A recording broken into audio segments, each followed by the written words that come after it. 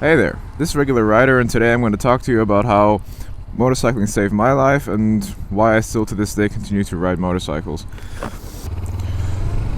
For me it was always kind of a coincidence that I started riding because at around 17 I was really big into cars because I had gotten my student permit and my parents had got me a car and I was starting to get into modifying it and all that jazz. So bikes weren't really something that I had thought about because I always thought that cars were cooler and cars kind of occupied a big space in my mind. Now, that all changed rapidly one day when my dad asked our neighbors if he could borrow their little 125 bike.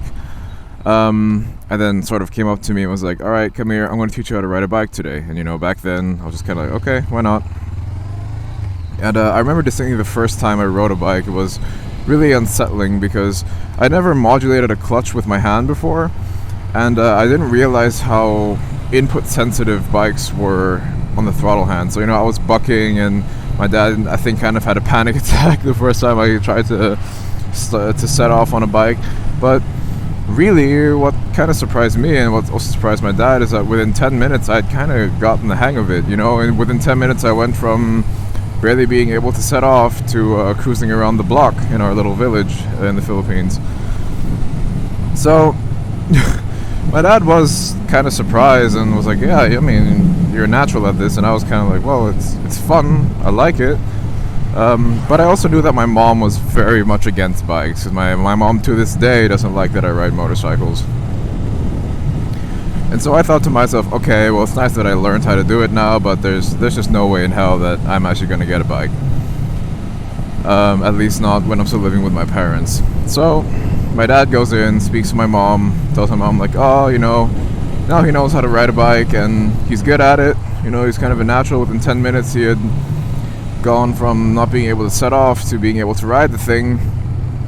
Let's get him a bike. And I was like, whoa, wait. First of all, I mean, I don't have my license yet, or I don't remember. I think I was one of the last people in the Philippines, or the last batch of people who were able to get their license at 17. Yeah, that's right. I had my full non-professional license at 17 already. I think a month after I'd got my license, they raised the minimum age to 18, so I got kind of lucky.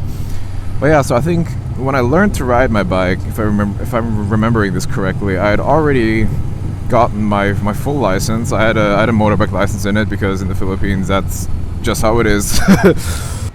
So basically I had learned how to ride on the street, right outside of our house, which was an interesting experience in and of itself. But like I said, I was never convinced that I was ever going to get a bike. So my dad talks to my mom, gets my mom convinced, and he's like, yeah, he already has a bike license. When he moves to Germany, he's for sure going to want to get a bike, so we might as well get him one here so that he can start learning. And my dad always had this strange philosophy that if you could ride in the Philippines, you can ride anywhere in the world, which at this point I also believe in, because traffic there is so chaotic that honestly, if you master the ability to ride there, then stuff like this, like in Europe or in Germany, is an absolute joke. But yeah, so a couple months go by and I get my first little bike, and that's where motorcycling really changed a lot for me, because as a kid, I don't want to say that I was a loner, because I always had friends. I always had people to talk to, and I always had my little group of friends, but I never really felt like I fit in. I don't know how I should say this, but I always kind of felt like I was a little bit further than everyone else in terms of maturity and all that. So I guess I kind of felt left out a lot. Although, like I said, it didn't make much sense because I did have friends, but that's just how I felt. And as a result, I became kind of introverted for a while. Which wasn't necessarily a bad thing. I mean, because of that, I got to kind of go into myself and reflect a lot, but I did have kind of an introverted lifestyle, and I still kind of do.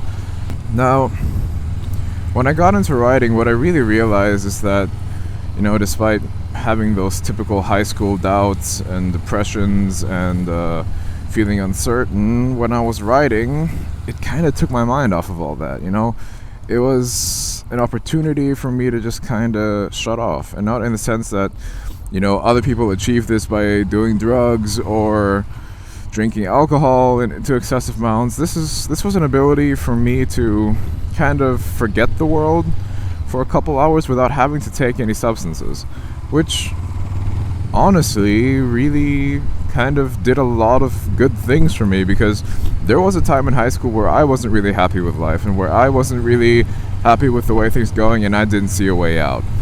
Now, I'm not gonna elaborate on that further, but I guess you guys can kind of tell where I'm going with this. But there was a point where it was kind of not so safe for me to be in my own head anymore.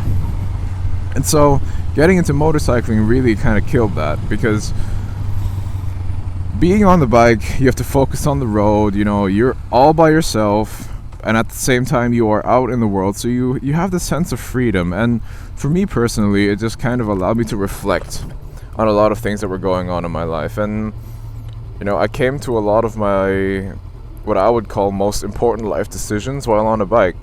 So obviously, while motorcycling is dangerous, I acknowledge that. I myself had my own crash, and I'm thinking about whether or not I should post a video, because it's actually kind of a funny situation what happened there. While I do recognize that this hobby can be dangerous and expensive, I also believe that in comparison to other ways that people use to get away from the world, this is probably one of the safer and one of the more productive methods, because on a bike, you're never, I don't know how to say this, but essentially it's different if you go out riding for 3 hours or if you take in a substance and you're high or subdued for 3 hours. In both cases you kind of escape from the world, but in the case of the bike, you're still kind of involved. You're out here, you're seeing things, you'll go to some place you've never been in your city, or maybe you'll just ride your regular route, but because you're riding your regular route, you can kind of, still focus on the road, but you're not focused on where you're going. It's more of just the ride that you can focus on. And I think that's a really big part of motorcycling, at least for me. It's not necessarily riding fast, riding the twisties, killing the corners. For me, it's more about getting out here on the street and just riding. And that's the message that I really want to, propagate to the world. It's that motorcycling is dangerous. It is expensive, and it is a hobby that many people will look down upon for you having. But it's also a hobby that honestly allows for a lot of self-reflection. It is, as long as you do it responsibly, incredibly therapeutic, I find. And both of those things, in my opinion, will automatically lead to you becoming a better person. Why? Well, because the more you reflect on the things that you do in your life, the more you're giving thought to those actions. And the more thought you give to your actions, the likelihood of your actions being more, how should I say this, in line with your own moral standing is going to be. So, people probably going to say, if you're trying to avoid like depression and all that and anxiety, why would you do something that made you actively think more? I would say it's two different things. I would say it's a different thing sitting in your apartment thinking about all the crap that's going on in your life, and getting out here and riding and just thinking about maybe how to fix things in your life, because I think a big factor in today's world why so many people deal with depression and deal with anxiety is because they get into this monotonous schedule of, going to work, going to school, that's it. And they never take time to just do something for the sake of doing it. And then while they're doing that, take the time to reflect on themselves.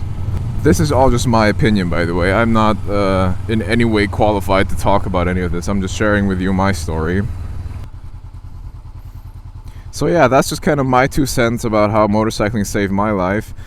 I'm going to be uploading a video on why motorcycling in general is a practical thing that you might want to consider. So if you want to stay tuned for that, please subscribe to the channel.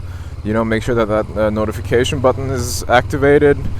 And if you like this video, please do leave a like. I'm a new YouTuber, and I know I don't want to seem like I'm begging for likes out here, but it really would help, and it would motivate me a little bit more to continue doing this. we saw some kind of progress. But thank you guys for watching. If you made it to here, I really appreciate you, and take care out there.